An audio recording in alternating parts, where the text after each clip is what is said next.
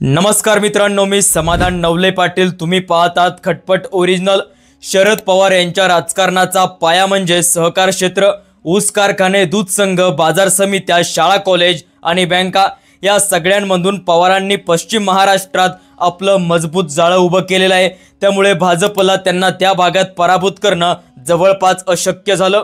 पण आता मात्र भाजपने थेट त्या मुळावरच घाव घातलेला आहे।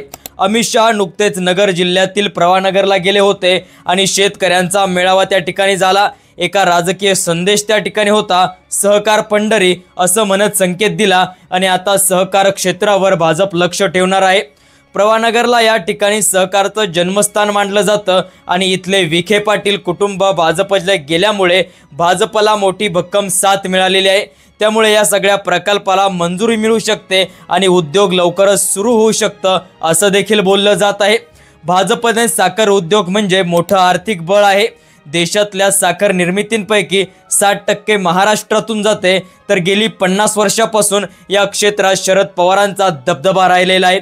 पण आता मात्र भाजप त्या क्षेत्रात घुसल्यामुळे शरद पवारांना दणका देखील बसू शकतो।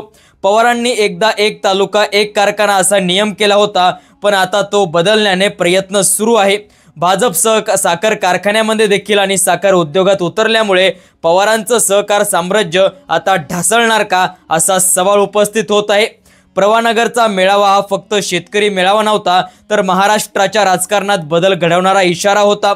शरद पवारांचा प्रभाव अजूनही टिकून आहे, पण परिस्थिती नक्कीच बदलणार। आता पुढचा डाव भाजपचा काय असणार, विखे पाटलांची रणनीती काय असणार याकडे आणि त्यांच्यानंतर एक महाराष्ट्राचं समीकरण कसं तयार होईल याकडे सुद्धा आता बघितलं जाणार आहे। ज्या पद्धतीने अमित शहांनी चाल खेळलेली आहे, खरंच तुम्हाला वाटतंय का येणाऱ्या काळामध्ये शरद पवारांचं साम्राज्य ढासळू शकेल? कमेंटमध्ये तुमच्या प्रतिक्रिया द्या आणि अशाच माहितीपूर्ण व्हिडिओंसाठी, राजकीय व्हिडिओंसाठी खटपट ओरिजिनल या यूट्यूब चॅनलला सबस्क्राईब केले नसेल तर सबस्क्राईब करा।